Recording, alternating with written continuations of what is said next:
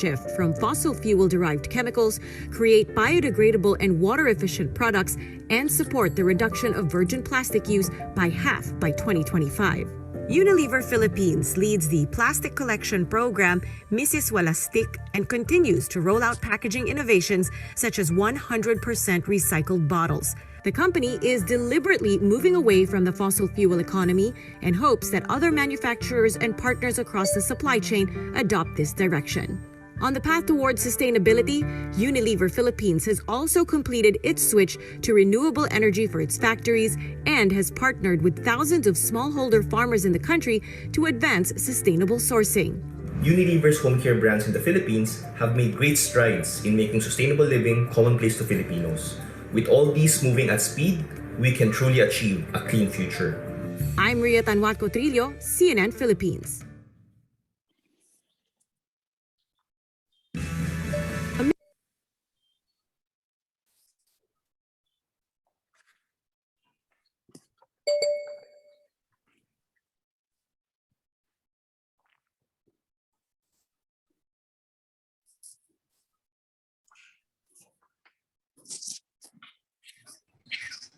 Okay, good afternoon, everyone, and welcome to the 5th virtual learning session with members and friends of HIMAP. It seems like yesterday when we started this virtual meeting, and here we are on the fifth learning session for the year. Thank you, everyone, for your support to our dearly beloved organization. Today, we will talk about global business opportunities and healthcare information management at Chamber's perspective. We have invited Don Felbaum, who is the Managing Director of Capital and Director ex officio of the American Chamber of Commerce. We also have Mr. Christopher Nelson, Executive Director of the British Chamber of Commerce, and we are excited to have HIMAP's very own chairman to moderate today's session. As COVID-19 fast-tracks all sorts of transformation for most companies, we will talk about the global business opportunities that the pandemic brought forth to the healthcare information management sector. I would like to acknowledge everyone here this post-holiday Friday afternoon, the HIMAP Board of Trustees and officers, our secretaries, our friends from government, our partner association, and of course, I'd like to acknowledge you, our dear HIMAP members, partners, and friends for attending today's virtual learning session. Before I introduce our moderator, I have a few announcements to make. We are calling for volunteers who are physicians, nurses, caregivers, and midwives for the COVID vaccination program for Mount Grace Hospital in NCR Plus to take vital signs, to assist in the screening process, and also do a post-vaccination monitoring. Next slide, please. Volunteers will also be provided with free vaccination, PPE, meals, transportation of select pickup points, and of course, a webinar briefing or training session, and will all be vaccinated by May 24. The actual dates of duty will be May 31, 2021 onwards, with an 8 a.m. to 5 p.m. Monday to Saturday schedule. You may call the number flashed on the screen for more information. Next slide, please, so that we can show the call for volunteers.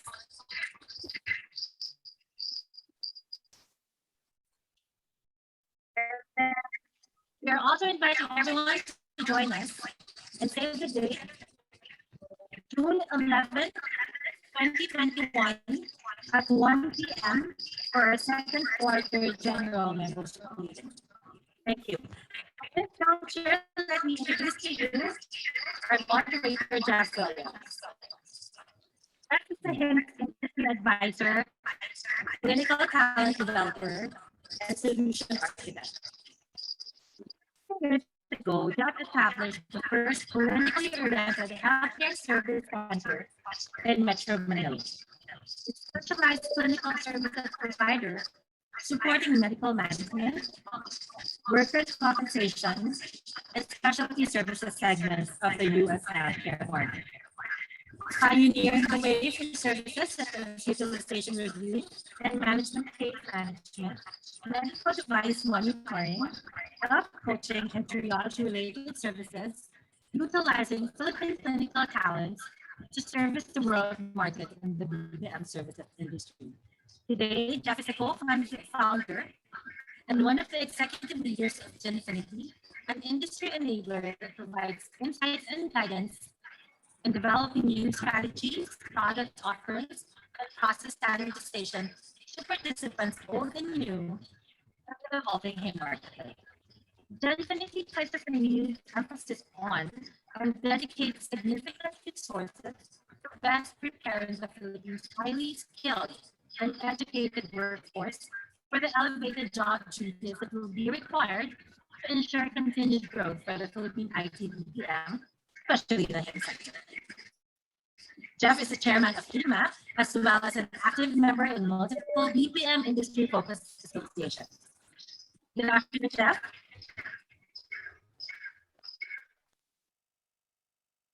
Sorry, I'm talking on mute. Let me,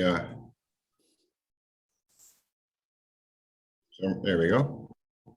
My video working now? Can you see me? Yes, sir, Jeff, we can. Okay, great. Well, hi, everybody. Welcome to another engaging session today with HIMAP. Thank you to all of those that have attended for us today.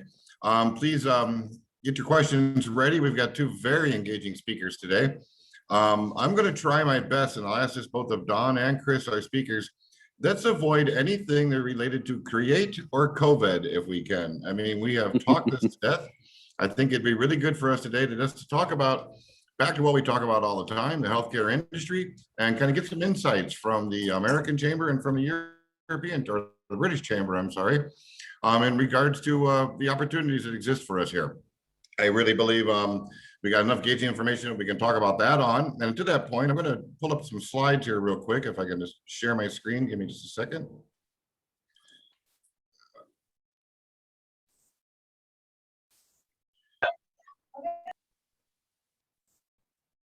Share.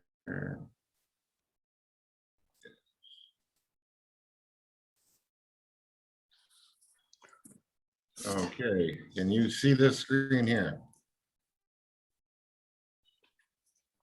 See, I'm on a beach. I'm on a fake beach, by the way. Seeing it. We can see the slides, Jeff. Yep. Okay, great. Let me just give us back. So I think it's important to show, I mean, I don't want to talk about COVID, but I mean, we know the impact it's had, but even with all the trust and challenges it brought to us, the industry itself has continued to grow. We know that's not been the case for many, many other aspects of it. And while you see the entire BPM industry has kind of grown up, and I'm sorry here, I've got move stuff around my screen so I can see. Is we've seen a pretty unique as far as the headcount growth. Well, actually, why is it showing both? It didn't show revenue. Sorry, but we've certainly seen a growth in both headcount and revenue for the entire BPM sector.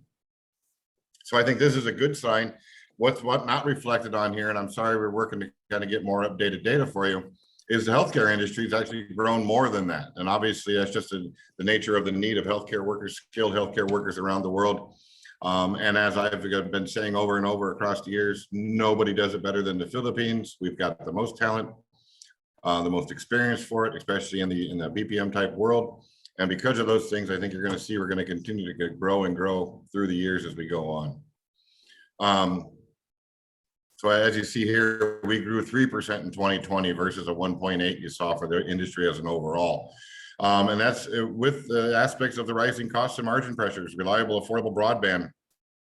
I mean, let's think about it. 5 years ago, where would we have been if we had to go send everybody to work from home? I don't know if that would have worked nearly as well as we're all doing it now today.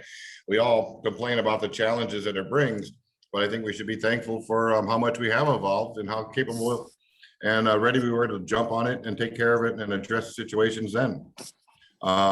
We've all made major changes to our operating models. I mean, again, work from home, but also made flexible working models as well, not just working from home, but the hours they work. And if you guys are like myself, I seem to be on 24/7, and it just seems like I sleep when I can in between, right? But I mean, it's just the nature of the beast for our business. We put the time in for it, and we make ourselves available for whatever opportunity we're looking for. We also have challenges now for our next generation of talent. Obviously, the amount of nurses and healthcare workers in the country gives us a good baseline, so that when we're working for our clients, we can obviously say that, look, we've got 4 years of clinical knowledge or education under our belt. So you don't need to teach us that. We know the difference between a pediatrician and a podiatrist, but we may not know exactly how your program operates and the operating parameters for your software and your whole overall organization. But that's much easier for us to train and teach on when you know they've got that good baseline knowledge of healthcare underneath them. And now we need to start working with, and we have been working very closely with government and different agencies, again, with the other sectors as well, to how do we make sure we get the talent up on that digital skills aspect? And how do we make sure they're, we all know they all know how to Facebook and they all know how to text. They're doing all that on their own, but how do they use that in a professional environment? And how do we make sure that we are keeping all the skills we need from a data analytics point of view, from a cybersecurity point of view? These are things we need to work on.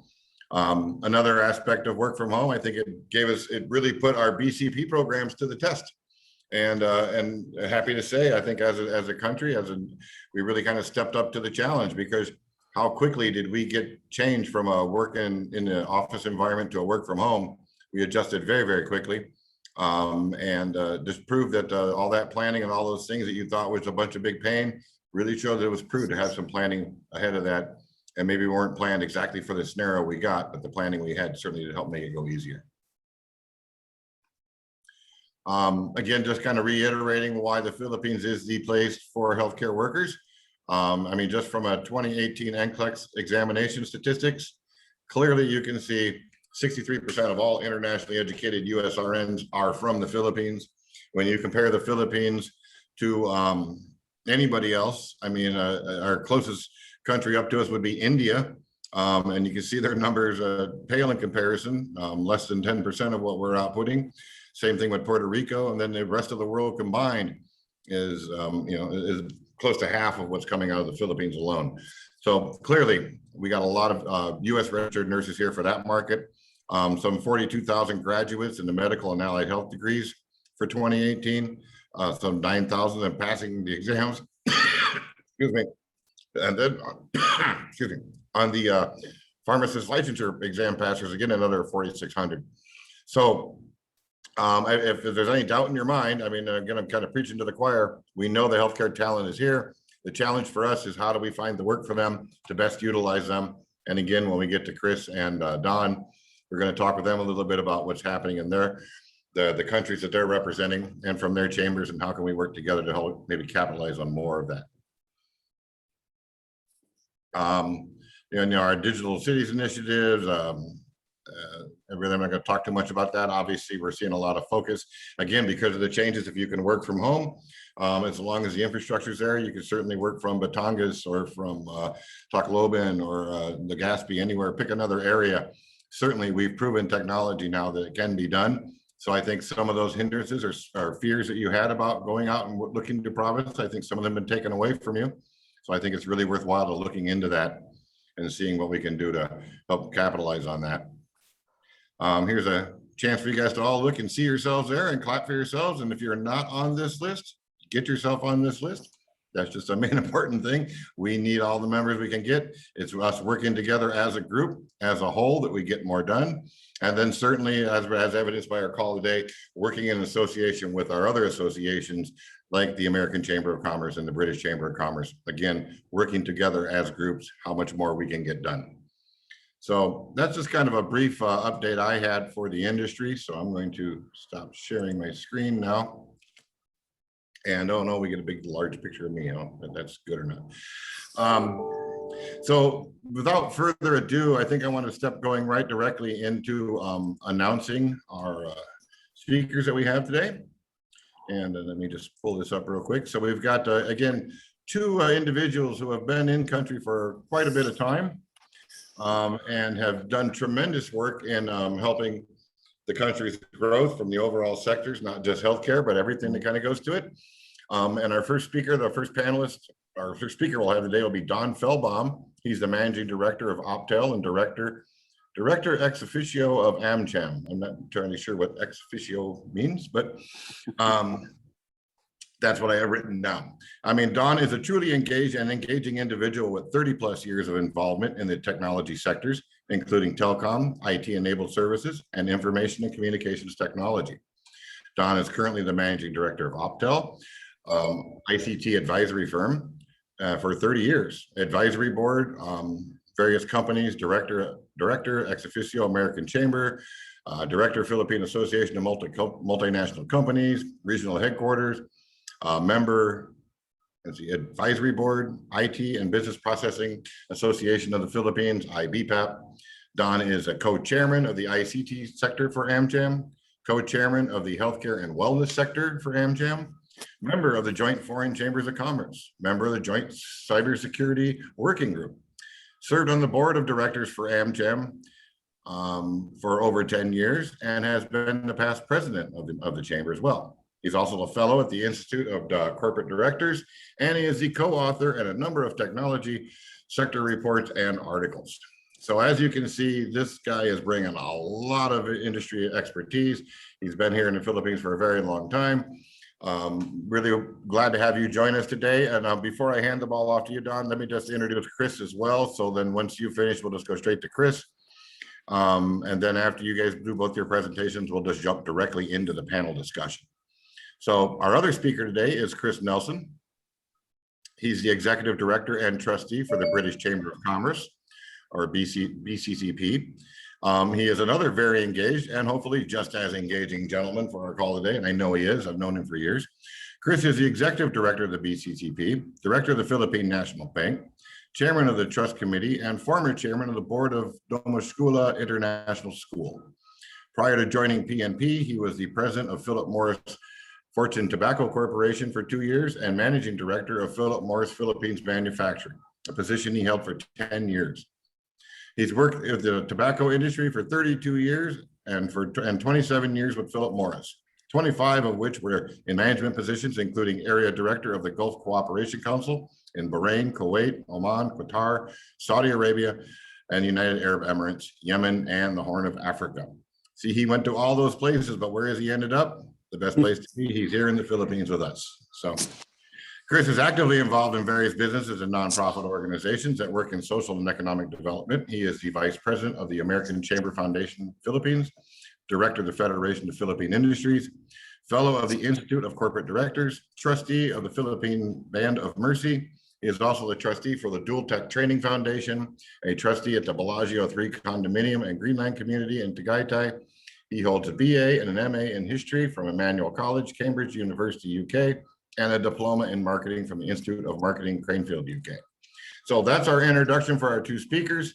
Now, with that being said, Don, I hope you're queued up and ready, and we're going to hand the ball off to you. Thanks, Jeff. That's a warm welcome. I appreciate it. And I also thank the HIMAP board for the opportunity to share it today. Thinking back, as you had indicated, I think most of your board I have worked with since the very beginning of the BPO sector in the early 2000s. With you, Roger, Bing, Ivik, Judy, Gail, and the entire team. So we've covered a lot of mileage together, and it's always good to be here to support you guys. And I'm happy to see that the HIMAP sector is growing and will continue to grow over the next couple of years for sure. Today, I was going to talk about a couple different topics. And so, as usual, I have more slides than timeline, so I'll step through them very quickly, Jeff, and you guys can stop me anytime you want. First, I think I'll start with a little intro. I don't know many, but I know some of the HIMAP members are also AmCham members as well. And from time to time, we get a chance to hear from. So I'll give you a quick snapshot on AmCham since I'm representing AmCham today. It was founded in 1902. It's one of the few, I think Eb likes to say, AmCham Philippines is the oldest foreign chamber in Asia. And we've been in existence for over 100 years. So there's not many associations that can make that statement. And so the chamber works together with our members and our colleagues like HIMAP, and we try to protect our interests, grow our business, and work together in a collegial fashion.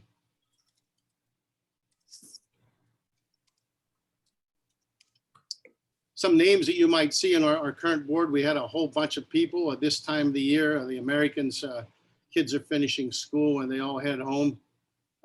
We had the country head for Pfizer, Andreas, is just packing up, and I think he'll be gone in a couple of weeks. Our new president is Frank Thiel of Kazon Power. Of course, everybody here knows Eb Hinchliffe, our executive director.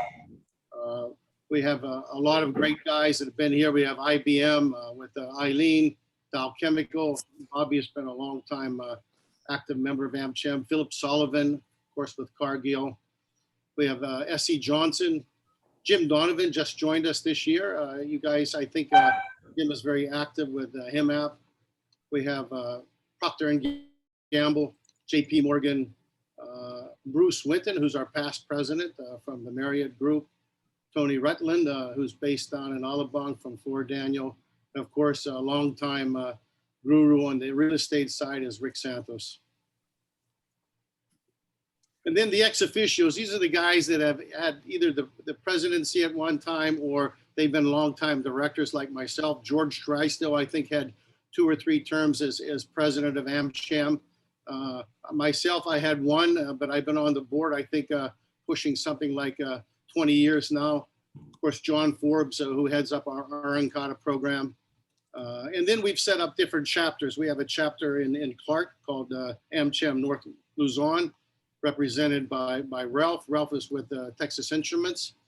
Brian Connolly is with Marco Polo and Cebu. He represents the Visayas sector for us. And then we have Luis down in Mindanao.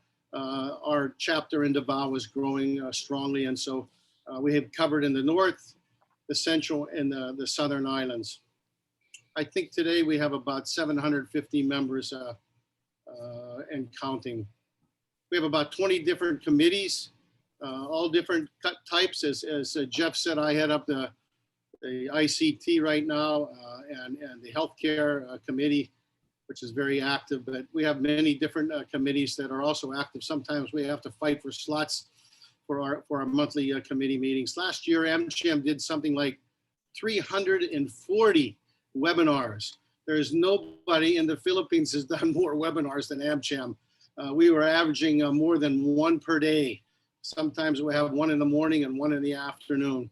And so each one of the committee chairs will talk about relevant topics and issues for the chamber.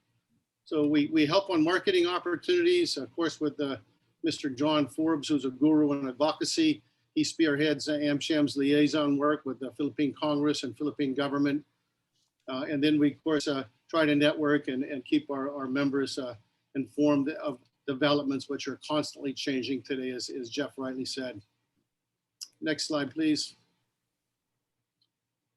So in our healthcare, we try to cover all the relevant topics, and Jeff is right. I think the last 3 months, we've covered all on vaccines, including the pharma committee. I had Senator Gordon representing Philippine Red Cross talk last month, and he had some really good insights on testing.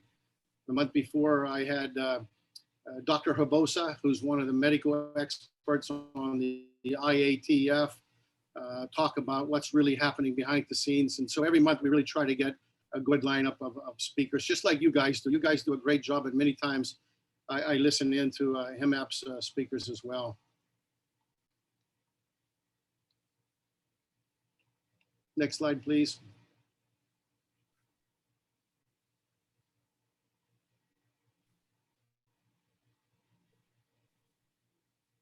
Hello.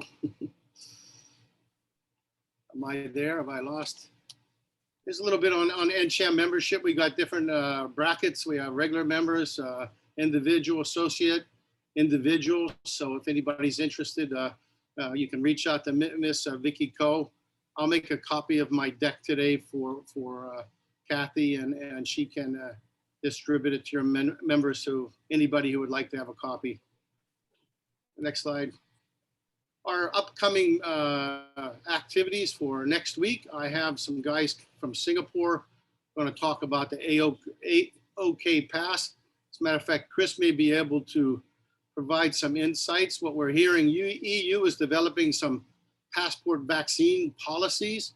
And I heard a couple weeks ago that if you have taken the Sinovac and want to fly to Europe, you might not be able to enter.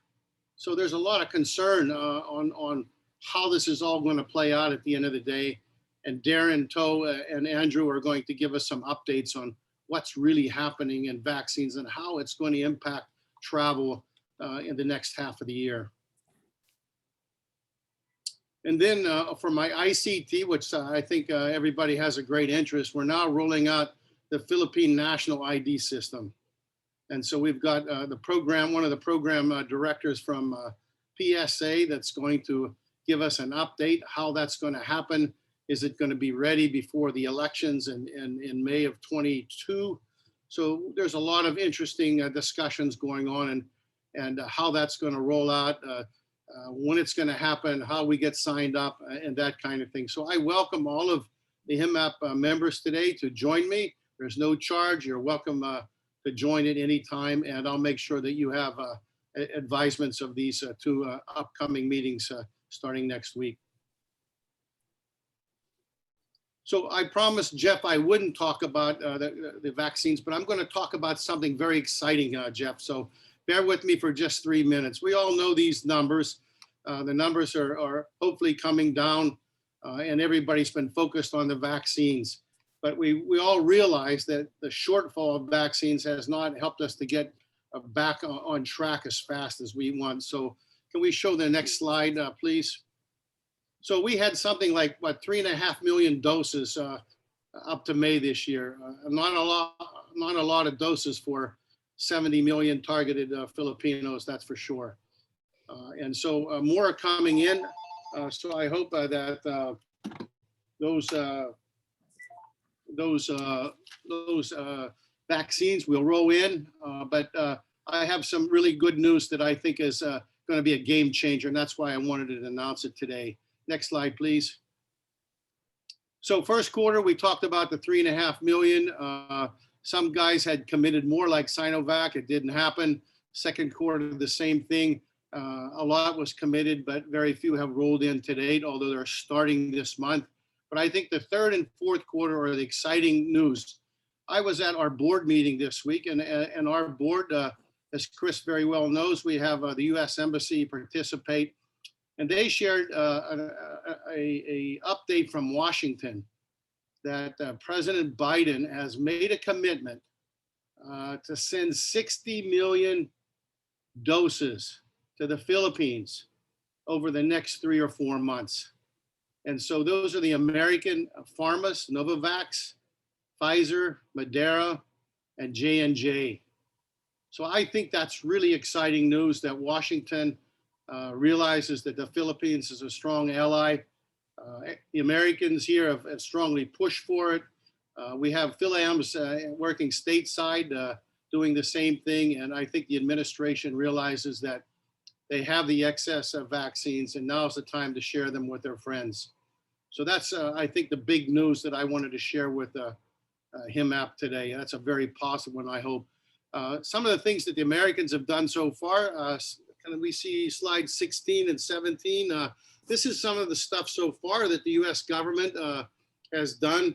I think the U.S. Embassy never gets the credit that they deserve in trying to help behind the scenes. They don't promote themselves. They work quietly with different organizations, helping the people nationwide, and have done a lot of quiet things behind the scenes. And this sort of summarizes some of the things that they've done since 2019. And of course, the U.S. is a big contributor to COVAX, and they put in nearly $2 billion to help friends from around the globe, and the Philippines, of course, has a carve out of that as well. But I think that's small compared to what Washington has committed now. In 2020, I was invited, I believe it was in April. Judy asked me to come and speak to the members, and this was my closing slide: keeping business sustainable and managing the healthcare issues, the delicate balance. So that was April last year. So here we are again a year later. I think as we get the vaccines in place, it will tilt the balance. Jobs will come back, healthcare will improve, and we can all move on together. So that's our prayer and hope for the second half of this year. I have a couple slides on the economics. Maybe Chris is going to talk about that. I didn't get a chance to talk with him. I'll talk a little bit about the peso. In our last board meeting, we asked JP Morgan why the peso is so strong, and he says, well, it's a number of different issues. One is the dollar is weak, and number two is the Philippines is not spending a lot of dollars for importing product from abroad. So there's a strong, I think, surplus of dollars here. And so the peso will continue, I think, for the next few months to continue to be strong. I looked at it this morning. I think it breached the 48 already. So I was quite surprised. I don't know what will happen between now and at the end of the year. We talked a little bit about growth projections. We'll just throw up a couple slides here. This is from the IMF, looking at the global economy in 21, 22, advanced economies, and then we're looking at the emerging markets like the Philippines.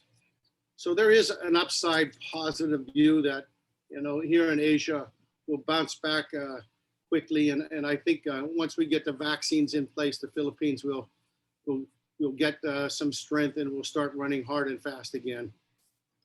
What are the sectors that are impacted? I have a couple slides here, which I'll share with you. These are different sectors that have done very well. On the left side with the hospital and healthcare, insurance companies, fintech, manufacturing, and then on the right side, the guys that really got hit are the hospitality, the airlines, hotels, really struggling. I was talking to some people earlier this week, and we were asking, is PAL going to survive or not? And this flagship carrier is very important to the country, so we're praying that they also can turn the corner. The hotels can start bringing back guests and moving forward the second half of the year. This is the sectors that have been least impacted. I think most of you know this. The healthcare sector has done very well. Hospitals, of course. Anybody providing supplies, medicines have done extremely well in the last 18 months. In the US, there is some similarity, although there are some differences as well, just to give you a little bit of a comparison. Let's see what I have. I'll take 2 minutes on your favorite topic, which is global healthcare. Where is it going? I did some research on global telehealth. Looks like very positive, like Jeff was saying, big markets, continued growth both in the US and Europe. And the numbers really look very impressive when you take a look at the various sectors that add up to that. On telehealth, can you go back to that first slide, please? I just want to show you what they classify as telehealth. Telehealth is made up of different modules. It could be telemedicine, teleeducation, patient portals, interactive patient care, and remote monitoring. So there are many different facets of this, and I know that you guys in HIMAP know that very well, better than I do, as a matter of fact. Can we go to the next slide, number 31, please? Here are some additional numbers for healthcare, all looking very positive. Both the carried average is strong and the incremental growth is fantastic. So I think Jeff and HIMAP really have a great opportunities for 2021-22 to continue to grow businesses, bring in new companies, and help the U.S. as well. Let's go to number 33, please. I don't want to take Chris's time. So here are the key messages that I tried to summarize. COVID pandemic delivered a heavy blow to all the economies worldwide. My heart goes out to India and some of the guys that are still fighting the third wave. It pushed a lot of families into poverty, which is also very sad. We're trying our best to do that. I love to see the community activity here in the Philippines. We have unprecedented fiscal and monetary responses to the economic collapses. And that means we really have to work together as industry associations and companies to help each other grow their businesses and get back on track. We do have a robust and resilient recovery. Everybody's working together, whether it's the banking community or manufacturing or the services sector, all trying to help each other. And I think that's a positive note for us all. And then, of course, the current challenges in the international trade,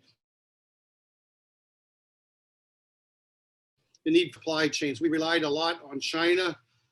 That's been impacted. One of the things I wanted to share with you, I talked to some Indian companies and some American companies that have operations in India. They're saying that it's going to take a couple of years for India to get back on its feet. Let's shift some of our work to the Philippines. That's a very positive development. That's something you guys need to explore and see what we can bring here. We have a number of American companies that have huge presences in India. And I think we could work together the second half this year and see if we can do some creative things to bring some of that business here. Of course, expanding opportunities and revitalizing the multilateral trading system. So, the central bank has already declared by 2024 that they want to have a full digital economy, a full digital currency. So there's a lot of changes that are going to take place, and we all continue to work toward a rapid transformation to digitalize our companies and our services. So these challenges can be addressed only through global partnerships and multilateral frameworks. So with that, I conclude my presentation, and again, thank Jeff and HIMAP for the opportunity to share today. With that, Chris, I'll turn it over to you. Don, thank you very, very much. Well, Chris, you got to follow that, huh? I'm not sure I plan to actually. So first of all, congratulations. First of all, thank you very much for the very kind invite, Jeff and HIMAP. British Chamber is very happy to work with you. Don is a longtime friend. I also served on the board of the American Chamber. So I'm very pleased to see all the work. We will go through a very short presentation, but we will pick up on some of the points that Don has so well made. So thank you very much for this and for the work. And this, I think, is my first slide. Let me also you don't want to see my picture talking. 1 second. There you go. So good afternoon, everybody. Quickly, I want to take you through the British Chamber of Commerce and also kind of link you into some of the activities which I think will also assist in the recovery, and I'll come to that at the end. Very quickly, we are both members to the British and non-British community. We have over 300 members. We are a lot younger or less mature maybe than obviously the American Chamber, which was 1902. We have a much shorter history. But we have grown quite substantially. And the one thing I would like to emphasize here is that we work very closely with the Department of International Trade, who is the arm with the British Embassy. And for that, we do a lot of work to try and drive investment and business opportunities for UK companies, and also has been opportunities for Philippine companies to invest in the UK.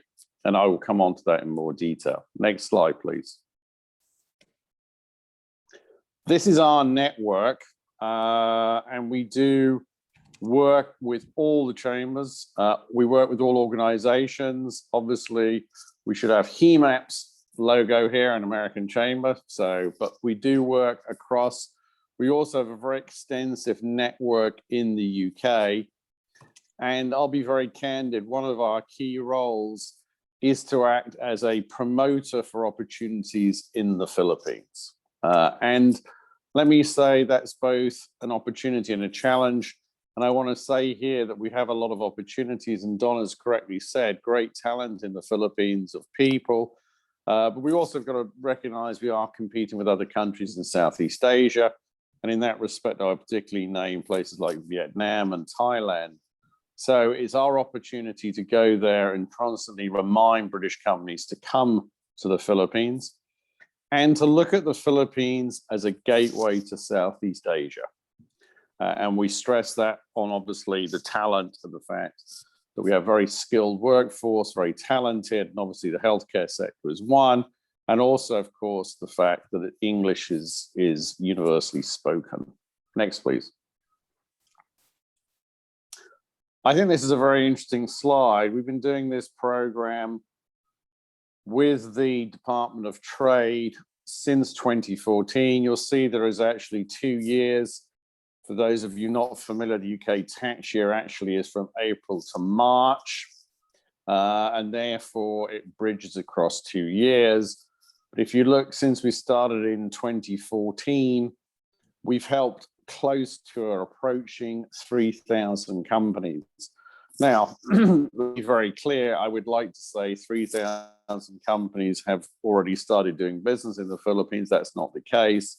This ranges from inquiries, this ranges from market research. But the point here is that you can see there is a growing interest of UK companies to do business in the Philippines, to invest, to look at business opportunities. And that interest has continued during this COVID crisis, so that we've kept trying to advise people and look for opportunities. So this is a very important fact, and I think interest to all your members, that companies in the UK are very interested in the Philippines, and we continue to market the country. Next, please. We used to do this through various events. We used to go to the UK approximately twice a year. We would do what we call trade missions. This requires going and having about 30 meetings a day across a whole range of different companies. However, obviously since March of 2020, travel has obviously been very limited. And therefore, we've had to actually move, as Don said, he talked about the number of webinars the AmCham has run. We've actually had to move into what we call a virtual trade mission. This has produced inquiries. This has enabled us to meet companies up. And we are continuing to develop this space to make it more interactive, to actually get companies to move across. And of course, as I'm sure as people are aware, there are significant travel restrictions between various countries. So now we're obviously trying to foster meetings across by Zoom, by other electronic platforms, in order to get those agreements signed and business started. Next, please. I just wanted to show you the sectors, what we do in partnership with the British Embassy is to focus on certain key sectors. We've been active in food and drink, automotive, advanced manufacturing. Next, please. In addition, energy, education, retail, business to business. That's one of the sectors we also focus on. We've seen a number of UK companies have obviously outsourced and have large BP operations already. And obviously this gives a great opportunity also in the healthcare sector. And obviously that's going to continue. And I'll come on and make some points when obviously we have the questions in terms of how the UK has obviously moved very fast in terms of telemedicine, and how actually the population there is adjusted, moving away from what we'd say is direct visits to visits by phone, by Viber, and obviously Facebook. Next, please. Events, Don has really encapsulated this. We don't run as many as events, of course, as an AmCham, but we've also been extremely active in webinars. I think it's fair to say that our last event was March, I think 10th, physical event 2020. It was the Commonwealth Night we held at the Dusitani Hotel. And since then, we've had obviously virtual meetings. And I think we'd all like to get back to obviously meeting with each other. But in the meantime, obviously, we've been running a whole series of webinars to keep our members and non-members and anybody who wants to be engaged involved. However, obviously our dream, and I think there's a good news as Don talked about in terms of vaccines, is to actually look forward to the time when we come back to some degree of normality and we can actually all meet again. Next, please. And I would come to this part as well, actually, and I want to come on to, and Don has talked about advocacy in terms of obviously what goes on with John Forbes, but also we're very active here. And this is obviously trying to assist in terms of regenerating the economy. It's fair to say the economy is obviously, like many in the world, has been challenged. So therefore we ran obviously with the government webinars on tourism. We run very closely with the Secretary of Trade and Industry, Mon Lopez. And we've also been very keen to understand and also advocate obviously for fiscal stimulus. Hence, of course, we had Sharon Garin from the House, and we will continue those debates and discussions because it's key to obviously working hand in hand along with many other things in order to get the economy up and running again. Next, please. And we've worked in this context with totally different organizations. Obviously today, we're very proud and pleased to be working with HIMAP. We've also worked, of course, with the American Chamber. We worked with FINEX, MAP, ECCP, and different groups in total. So in other words, to get across, and I think Jeff said it as well, it's very important in doing all this that we have as many partnerships, and we welcome it because that strengthens the organizations themselves, widens the interest, and we have a common interest in that we want to grow the Philippine business, the Philippine economy, and of course, in this particular case, we'll be discussing healthcare specifically. Next, please. And this is the one I want to come to actually, because in the British Chamber, we strongly believe this is an opportunity as well, and we should be looking at the passage which has just been certified of 3 key bills, which of course is what was termed collectively the Economic Trade Liberalization Bills. And these are the Retail Liberalization Act, the Public Service Act, and the Foreign Investment Act.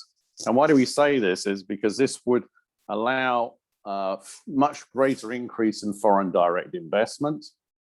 It would allow the Philippines, and I'll bring it back to my earlier point, to be much more competitive.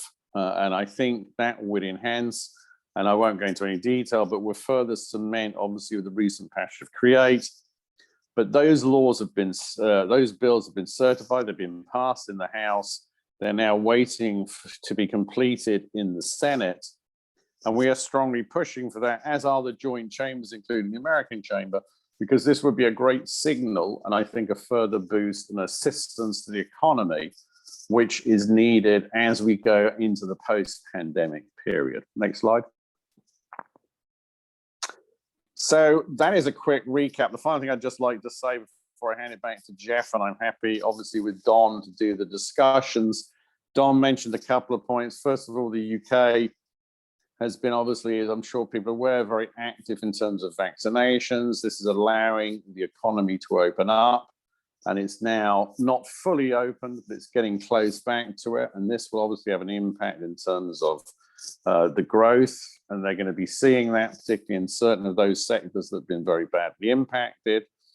The other thing I want to talk about in terms of healthcare quickly is that the Philippines has been a great contributor to the National Health Service.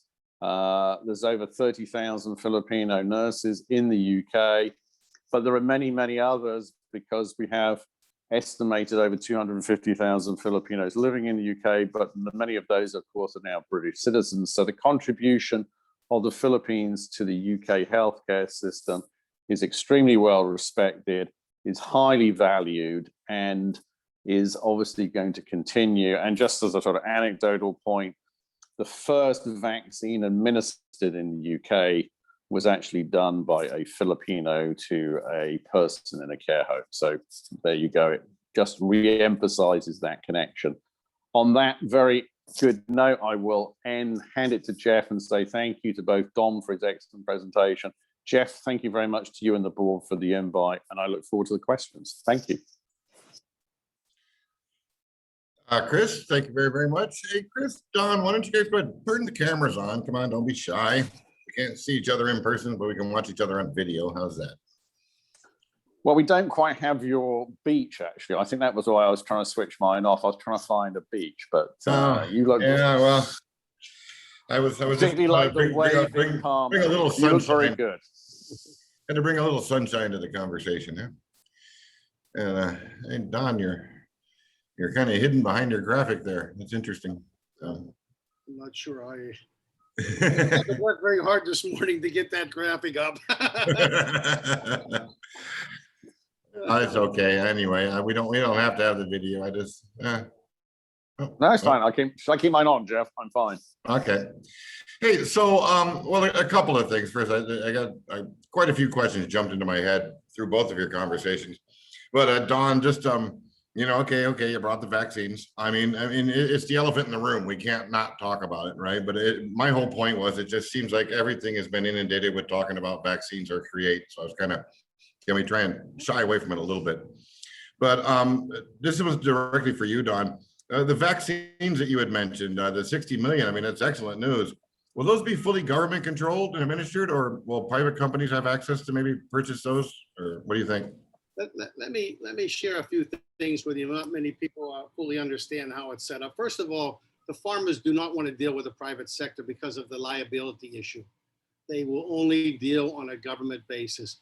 Pfizer told me that there's only 2 countries in the entire world today that they can deliver directly to the private sector, and they don't like it because of the liabilities. They say if they delivered to you and your company had vaccines for your employees, you are liable if something goes wrong. So the key issue here was from government to government, or the farmers to the government, and they will be the ones to handle the liability. As you know, Congress recently passed a law, as Chris knows, basically giving the farmers identification on bringing in vaccines into the Philippines. So they set up a fund, I think it's approximately $10 million to take care of any Filipinos that get sick or have problems as an outcome of the vaccines. Okay. So those are to the government. All right. Well, okay. As expected, I just thought I would ask. I do know that some people are like, I just like to do it myself rather than kind of get caught up in all the red tape that kind of goes around things, right? I got a question for you, Chris. You mentioned on your next to last slide there, you had I saw one little headline said UK investors are still keen on the Philippines. Can you elaborate on what areas they're looking at as investment opportunities in the Philippines? Sure. So I think a couple of points, actually. The first is that we focus on certain sectors in complementary with the embassy, right? So we share. I'd say education and training is very high on them. Of course, companies are still always looking at business outsourcing, which is the BMAP. When we have obviously huge HSBC, Peru Life, where our members already have, but other companies are looking. Retail brands. The Philippines, I mean, one of the things we bring up, and I think we want to try and say that, is prior to this pandemic, the Philippines was growing at 6%. It's got a total population of 110. It's got growth of adults. It was moving up in terms of disposable income. So that's a very attractive market. And the other thing I wanted to emphasize, Jeff, is that we have been trying to position the Philippines as a gateway to Southeast Asia. And to be honest, the number one thing we sell it on is actually the talent of the Filipinos. We say that you can come here very well trained, very well adaptable, great workforce. And that's why I just want to link it back to other things we need to be doing, because this is a competition. I just want to make it clear. I mean, I think we've got great talents, but we've also got to recognize we're competing against others in Southeast Asia. So as long as we're aware of that, that's a key factor. So that's what we're seeing. And we continue to see those companies going. In fact, we've had a lot more interest in the last 2 months than we did the previous 3 months. So that's a good indicator. No, that's a very, very valid point. I mean, it's something I preach constantly, and a big reason why I've had the success I've had here is the people, the talent. Exactly. I mean, that's what it is. You know, the nice beach, you know, that you see here, which is a fake one, by the way, but you know, and any other things, the diving and all these other things that you like to see, that they'll say it's more fun here. Those are all great, but really what it boils down to is the workforce here, the excellent English skills, the kind of inherent, you know, service mentality, really wanting to step up and go and do the extra and above and beyond. This is the reason why I think we're keen, you know, for success and continued. But you're absolutely right. We cannot rest on our laurels. We ran around for the longest time saying we're number one in voice, because, you know, we got the most voice coming out of here simply because of English. I love that, but I hate it too, because it just means maybe we get complacent. I think we've always got to look at like we're an underdog, and what do we got to do to make sure we keep fighting and scratching to get as much as we possibly can. Another question here that kind of came up. This kind of goes to both of you. So from both of your aspects on the real estate market, I noticed, Don, you pointed out you've got one of your board members, I think, is in real estate, and I think Chris, you as well. What do you see? How do you see the local real estate market affected with all this kind of going on, with everyone working from home, people coming back? Think there's any chance at all we're going to see a reduction in rental rates for property, or, you know, because of the demand change? Yeah, Don, you want to go first, or shall I? Please go first, Chris. No, I think you're going to see that, Jeff. I think first of all, there's a couple of things happening. So first of all, obviously there's a downward pressure, I'd say, on condominiums and residentials. And in condominiums, I'll come to that. I do think there will be a pressure on there already is actually a downward pressure, obviously, on commercial rents. Interestingly, I think you're seeing a demand for space outside. And that kind of links into work from home. I think people have actually been buying in areas outside of Metro Manila, or in the Metro Manila area. I mean, I can tell you, because as you know, you mentioned it, I do sit on the residential board in the Greenlands, and they've actually had a quite significant interest in people buying land because people want to build. I do think that companies will have to look at reconfiguring. And I think there'll be a change in the way office have to run. So I think, yes, rents will be under pressure. And the final thing I'd say is I'll just bring, and I think it's always good to sort of give us examples from our own countries, the UK. So the UK, there are people going back to work. There is actually a survey where a number of people wanted to go back to working from offices. However, it's generally accepted that the previous working in office totally arrangement will change. How it will finally work out obviously has to be seen, but clearly that's going to be an element of work from home, and obviously a different design in terms of office space. So less people in the office to create, because obviously there's still the emphasis on social distancing. So to summarize, yes, I believe commercial rents are going to be under pressure. I do think companies will be adjusting. But interesting, there'll be demand in other areas. I do believe there's a demand in terms of outside, in terms of land space. So depending where you're situated. Don? Yes, I think you're spot on. I guess I can just share a couple insights. Rick Santos, during our board meeting this week, had indicated that there is downward pressure for sure. And as you rightly said, some of the companies have decided maybe 20 or 30% are going to work from home. So the space that they need can be reduced. So many companies are folding up, rolling up, finding more cost-effective ways to lower the overhead. But I was shocked that one of the board members said that the house that he was leasing in Alabang, the landowner wanted a 25% increase. So we all have a good laugh over that. So the retail is completely different, I guess, in some of the subdivisions. But overall, Chris, I totally agree with you. It will continue. There'll be downward pressure, and I think the industry will drive that as well. They'll demand downward pricing for that renegotiation once their contracts or leases are done. And I am understanding now, Jeff, that there's also a consideration when they move to a new facility or they renew, that there would be some special energy saving devices. So there would be cost savings. As you know, the people, the companies that lease, they have to also pay for the energy costs. And now they're demanding that there should be reduction through energy saving devices. So there's a CapEx involved with that. The landlords don't like it, but I think you're going to see more and more of that, a trend coming up over the next year or two. Okay, great. Well, good news for us. I guess to me, the main takeaway was if you've got a lease that's coming up, be prepared to have an argument. And I think you'll have a valid one, right? I mean, it's just been, as long as I've been here, the industry's just been ballooning and the prices have just gone steadily up because it's been a supply and demand issue, right? Now that tide has turned a little bit because of this work from home model and some other factors have kind of gone into it. So, hey, Don, a direct one for you, and this is just kind of more a semi-personal kind of note, but I mean, as you pointed out in your call, you've known all the HIMAP members, you know, like you said, from the beginning, right? You've been here 30 years. You've known pretty much everybody here from the very early on.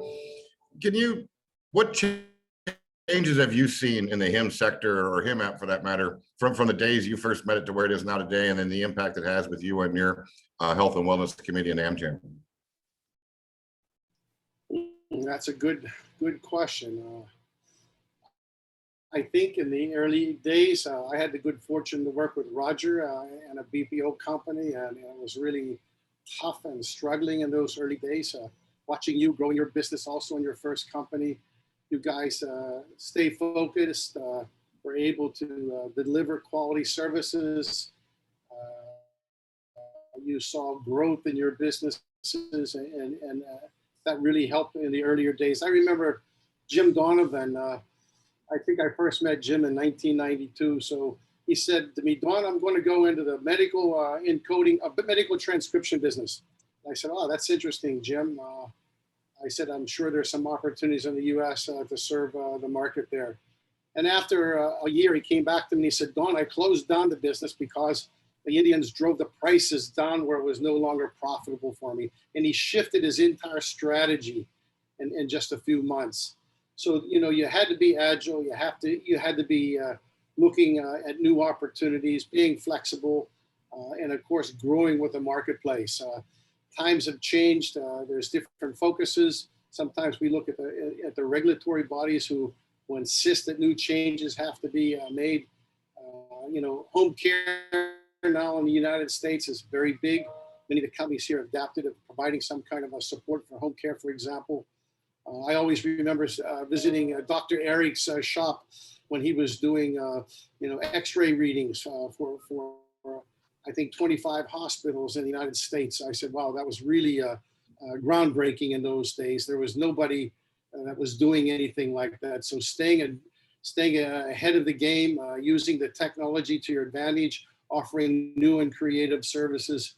I think that's what I've seen over the years. And of course, each year there was continuous growth year on year, and establishing a great reputation for the industry, and people like yourself that ensure that companies coming over here get the right parties, get the full support from the government, and take advantage of the tax incentives in prior years. That's for sure. Yeah, well, thanks for that. I mean, just want to point out, I think it's no coincidence that Jim Donovan sat on the board for HIMAP for many, many years, and exactly through that exact transition. HIMAP used to be called MTAPI, right? The Medical Transcription Association. And it came to that same realization that one, that market pressures were bringing the cost effectiveness of that business down. But more importantly, we were way underutilizing the workforce we had. And by now applying these talented Filipino nurses and healthcare individuals, we've really climbed the value chain. I mean, we're doing, utilization management, case management and review, telemedicine support. I mean, these are true clinical positions being done now. I mean, even I know of a company that's actually going to the high tech route. They've got little VR devices that they're giving people. So when the kids go in to see the pediatrician, they put the VR device on them. So that distracts them so they aren't all nervous about getting shots. So, I mean, it's really made some leaps and bounds in what we're kind of doing in the technology of it. So, and you're absolutely right, though, it doesn't work without the due diligence of all of our HIMAP member players kind of bringing in there and making sure we're doing it right. And to Chris's, tie back to Chris earlier, it is a competition and we have to make sure we treat it as such. We cannot sit on our laurels and just wait for it to come to us.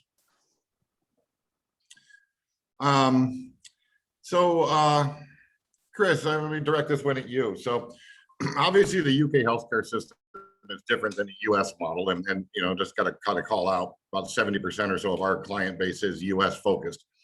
But that doesn't mean there's not opportunity in the UK healthcare market. So what do you see as potential opportunities there for that Yes. in healthcare? Sure. So obviously the UK, first of all, I think there's going to be a tremendous change. And I think the UK healthcare system, so obviously everyone said the National Health Service, this is what actually is the backbone, although we have private medicine as well. And I think one of the big things that's going to change and the support on is that the UK is going to move away from, and that's just actually been reported this week, from the traditional approach. And what I say by that is that we have a general practitioner, people would go to their doctor. Now they want to move to a virtual. In fact, the NHS just announced that this week that they're looking at all first appointments will be virtual. And then I think you're going to get a lot more where case histories, where things are being done. And therefore, I think the backup from your members' side is going to potentially opportunities to grow. And for UK companies to see the support they can get from your members and obviously expertise. You're already doing it for the UK, for your US members, and I think that's an opportunity. So I think that the pandemic is going to produce a lot of changes where people, frankly, are going to have less direct visits, more need for support and backup. Therefore, if you're going to go into that role, what better place is the Philippines, right? Where you already have the expertise and you already have the skills. So it is a different healthcare system, correctly so, as you mentioned. And I do think, however, the way it's going in terms of how people will change their approach will mean more demand for that kind of support that you're already doing for US companies. Okay, great. Thank you. This one's going to go to both of you. So you both mentioned that you guys are webinar junkies, right? Or at least you guys are cranking them out. As does HIMAP, right? I mean, we obviously capitalize on this venue. We need to communicate. We're social animals. We got to figure out how to connect, and we'll take something digital over nothing at all, right? But how does HIMAP work more closely with both of your organizations? And we'll go to each of you to respond to this, please. How does HIMAP get engaged? Maybe, either bring some of our member companies or representative from HIMAP to work with you to help get the visibility out there, to your audience. Don, would you like to go first? Sure. I guess at the top of my head, I would welcome Jeff, since I have oversight on the Healthcare and Wellness Committee.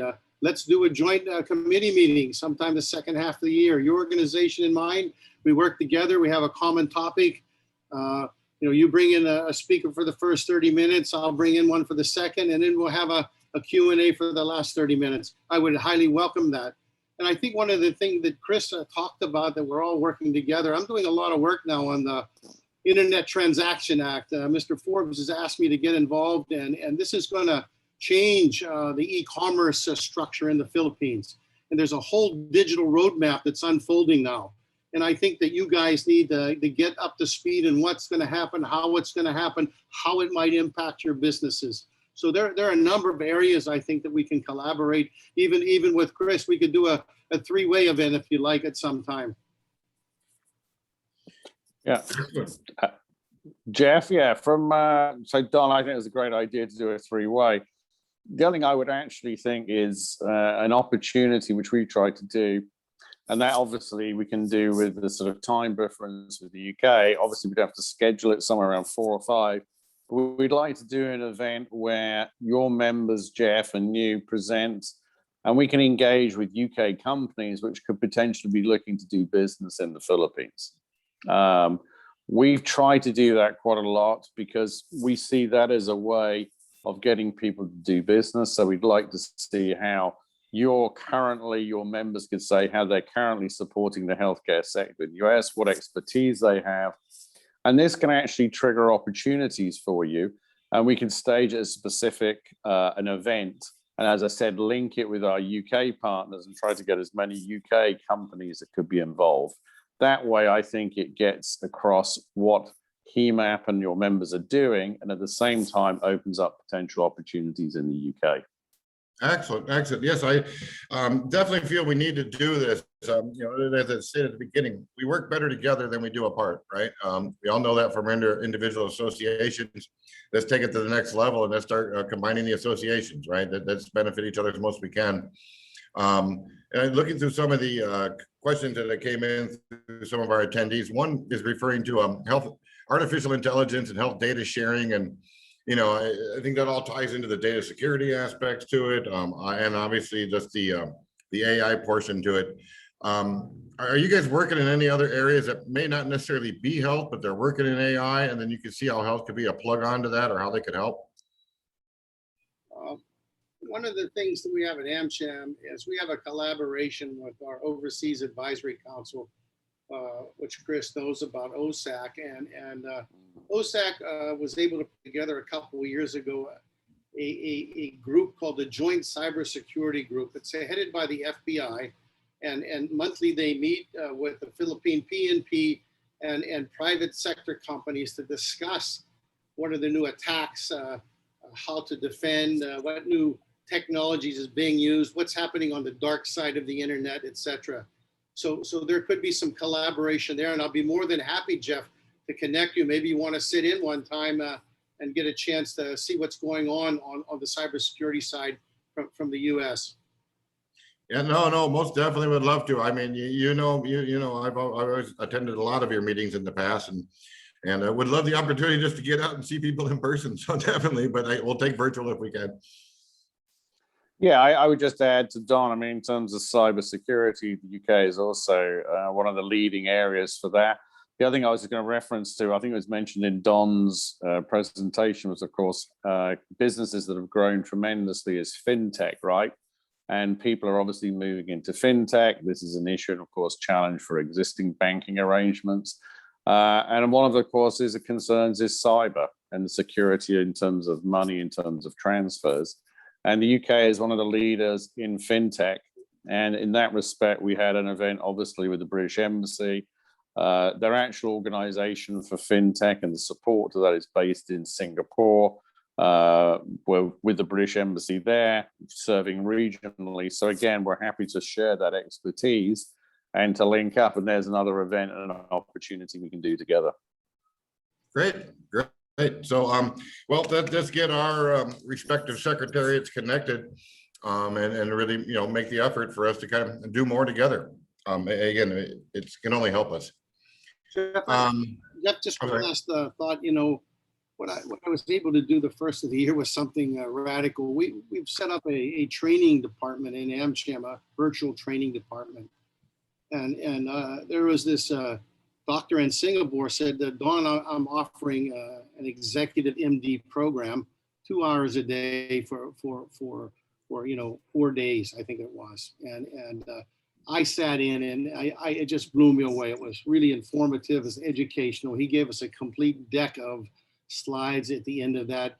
I think maybe that's something that would be very interesting to HIMAP. And if you would find that interesting, I will connect you with a doctor that offers this executive MD program. 100%. I mean, and good call up. It's not limited to just healthcare. I mean, we're HIMAP, but we have all the industry issues and challenges that every industry has, right? Upskilling our talent, the real estate pressures, labor cost pressures, just overall running business. So anything you see where overlaps in that, I think is good for us to look at, right? I mean, what can we each bring to the table to kind of help the other out? I'm most definitely open to kind of working that together, and I'm sure our membership would appreciate that. Of trying to bring us together, and again, with the goal being just to increase business here. You guys had mentioned earlier, and I don't want to kick a guy when they're down, but India is certainly in a bad place right now, right?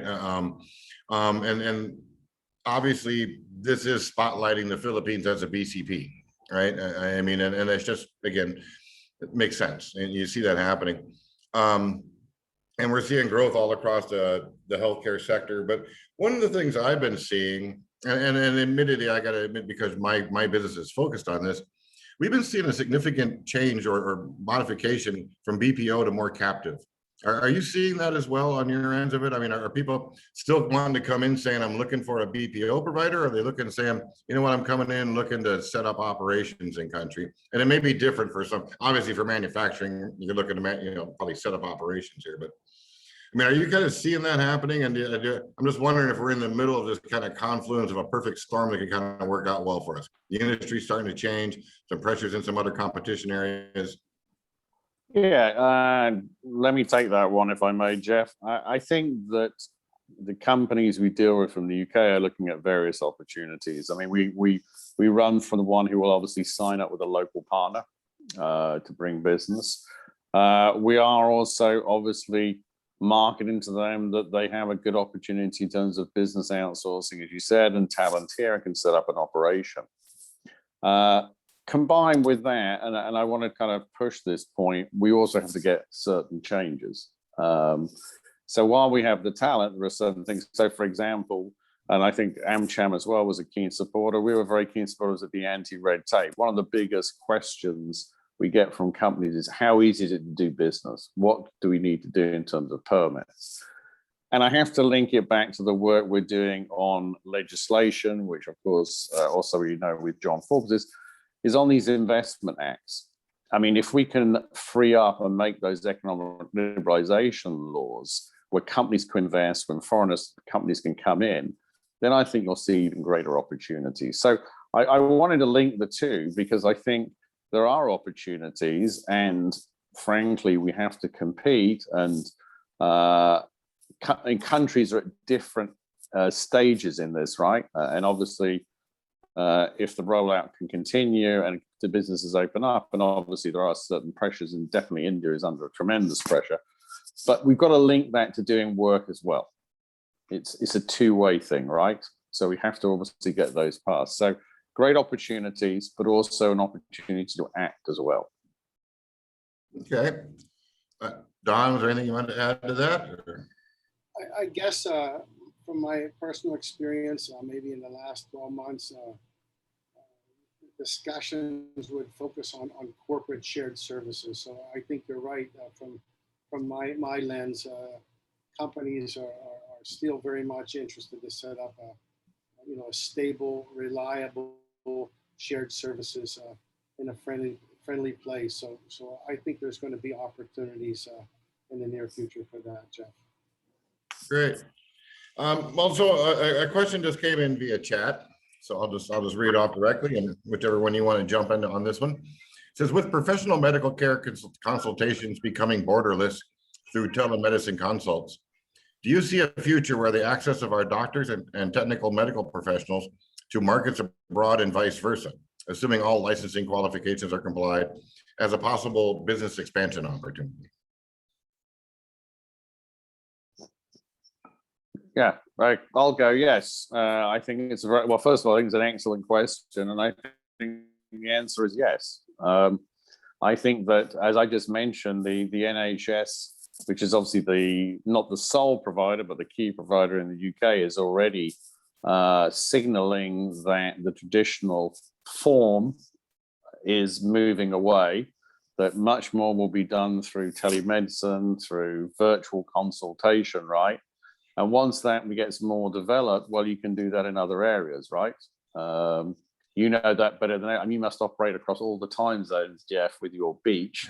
And you know, we all know that today, right? I mean, in telemedicine, you know that if you call up for your credit card from a well-known UK bank, it's being connected and answered to you in the Philippines, 24/7, right? And so if it happens in other services, I can see it happening in medicine. Yes, there are some regulatory challenges, but I think that people will change, right? So there's going to be a significant change, as you mentioned, in terms of the work from home, which worked actually quite relatively seamless, no pun intended. And I think you'll see that. And I'll give you one other example. I mean, it's not identical, but I'll give you an example. I don't think grocery shopping is not going to be the same in the UK as it was pre to this, right? So delivery sales by online have gone up substantially. In store, even now the economy is opened up, will not go back to the same level. And that will produce changes. And you can relate that. And yes, I can definitely see it happening. Great question. Don? Yeah, Chris, I had some good thoughts there. I guess I remember talking with DG Plaza a couple of times, and one of her goals was to create a healthcare environment, let's say in Clark or Subic, and attract world-class companies to come there, set up for research, development, do clinical trials, do the documentation for clinical trials. And I really love the idea. And then in terms of what could the Filipino doctors do? I think immediately for small island nations like Palau, Micronesia, these guys have very limited access. And so I think there is definitely an opportunity there. But as I close out my thought on here is, you know, we all have watched firsthand the last 18 months, and PhilHealth has many holes. It's shown all its weaknesses. And what I'd really like to see happen step by step, a little over time, is HIMAP to try to help the Philippine healthcare system get up so we can help the country. There are many people in the provincial areas. I got a call last week, a guy almost poked his eye out. There was no doctor on the island. So I gave him a contact for telemedicine. The doctor got on board, wrote him a prescription. They somehow were able to get the medicine for this guy, and maybe he saved an eye. But this guy had no clue of telemedicine and how it could really help him on a day-to-day level. So I think for the CSR programs, for HIMAP members, maybe you guys could pick one or two out once you know, the dust settles down, and try to help the country as well. Well, you know, Don, that's my challenge with talking with you, and you just cut off my ending question there for you. I was going to ask you, both associations, you guys are engaged in local healthcare programs, and it was going to be, how can HIMAP members help you and work more closely with you? You know, not just on a global business scale, but on the local CSR aspects of it, or even local business. So, unfortunately, though, we are running out of time. So let me give you each 2 minutes to give me a thought on that, and then just wrap up your conversation, and whichever one of you'd like to go first. Chris, Don, please, you go first. Chris, you used to give more money away and more supplies than anybody I ever knew. You have to go first on this one. You're the expert in that area. Well, that's very kind. I think Don's referring to my time when I was at Philip Morris, and of course they still are extremely generous in terms of their CR. So first of all, yes, Jeff, I think that we can work together. I think we have, as we said, over 300 members. We'd be very interested to understand and see what backup and support. One of our members is Pru Life. They've already teamed up and extensively rolling out and have an app in terms of, you know, healthcare, general directions. And I think there's a lot we can do with the community. Again, we don't want to, as you said, get bogged down, but I think there is a lot of work that we can do to support and help the various communities we work in. And at the end of the day, I think we have one, and I think you encapsulated that very well. We all have one unifying goal. We all want the Philippines to grow. We want the economy to recover, and we want people to get back into work and to thrive. And I think what I'd like to say for this, first of all, I'd like to congratulate HIMAP for this initiative. I think, and you've emphasized it, but one of the things which I think has come out of this whole pandemic, certainly learning for me, is partnerships. We've done more work together with our fellow chambers and other organizations than we ever did prior to the start of this issue. And I think that's a reflection that everybody needs each other much more.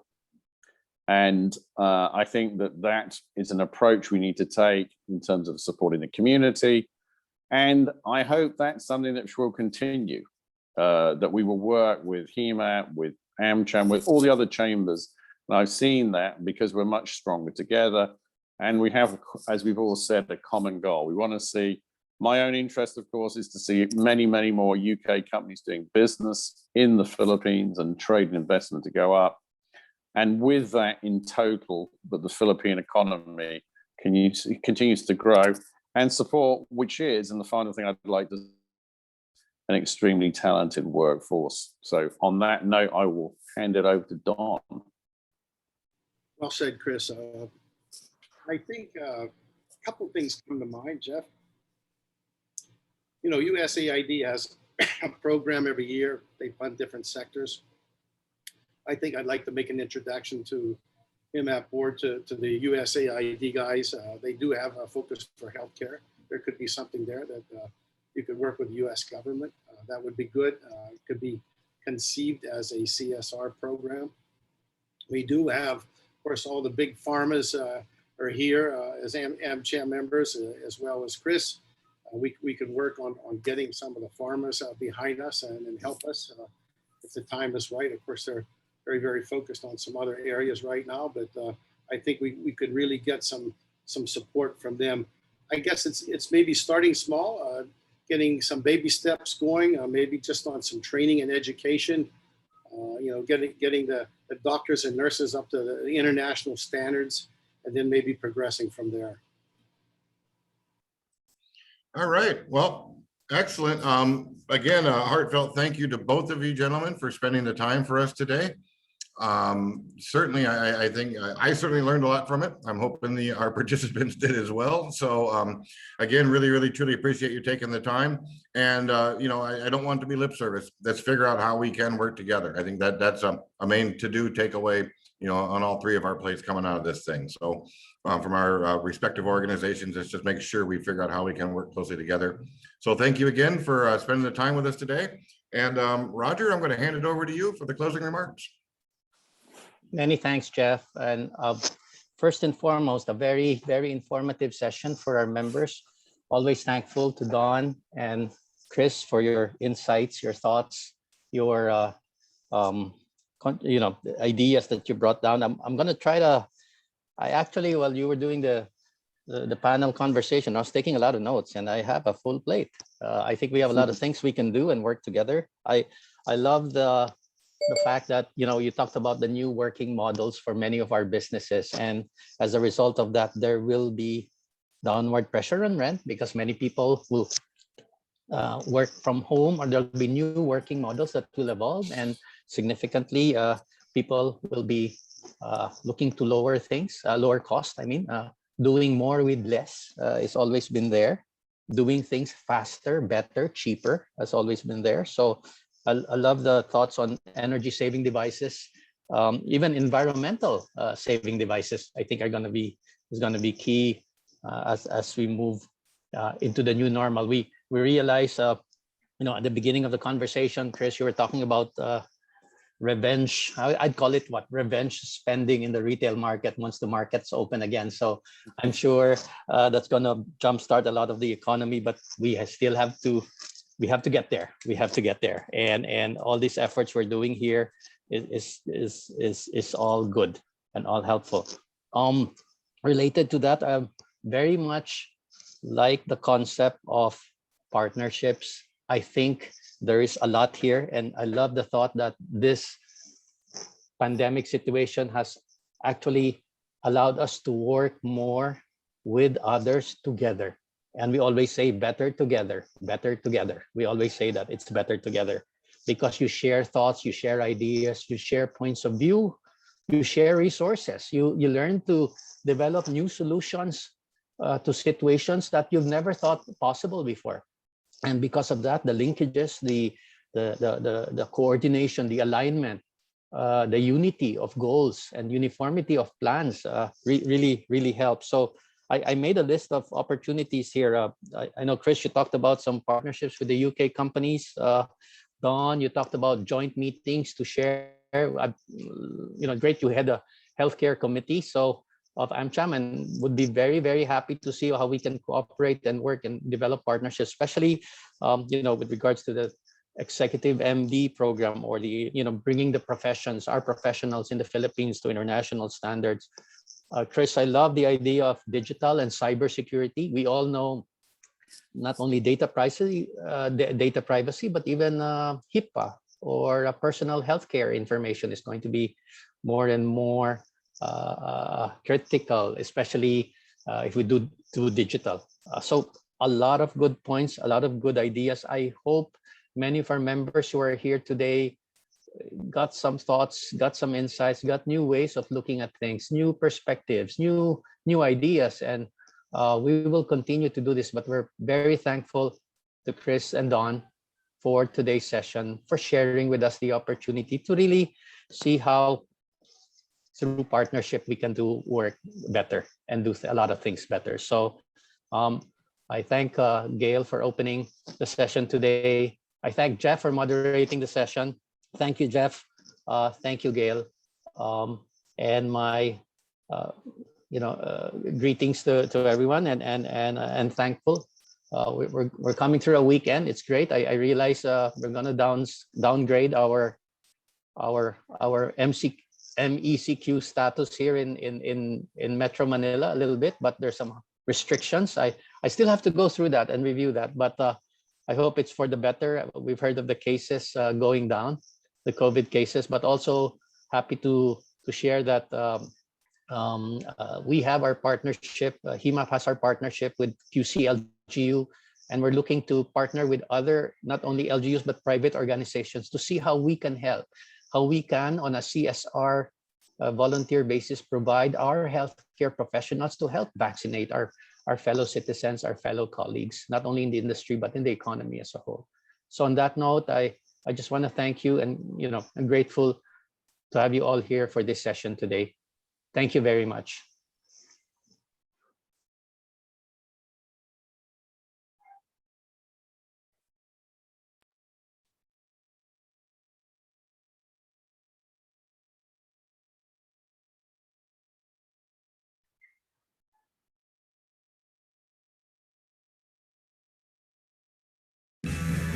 Amid the darkness, look on the bright side.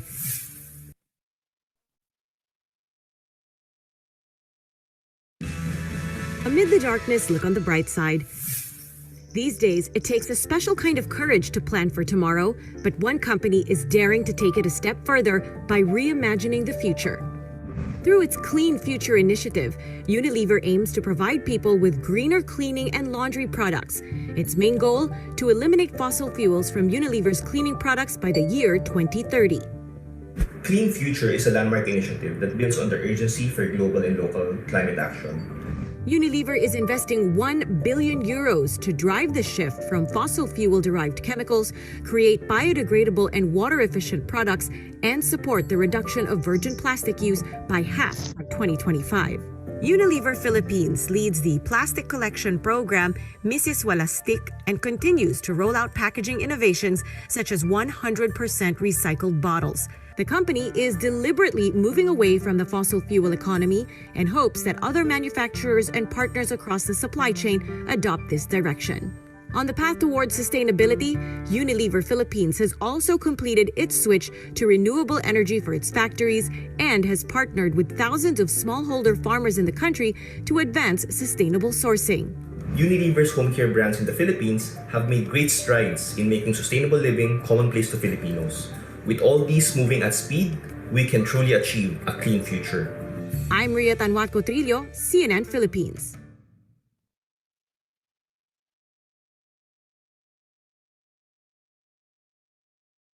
Thank you, everyone, for joining our session today. May you have a great weekend. Thank you.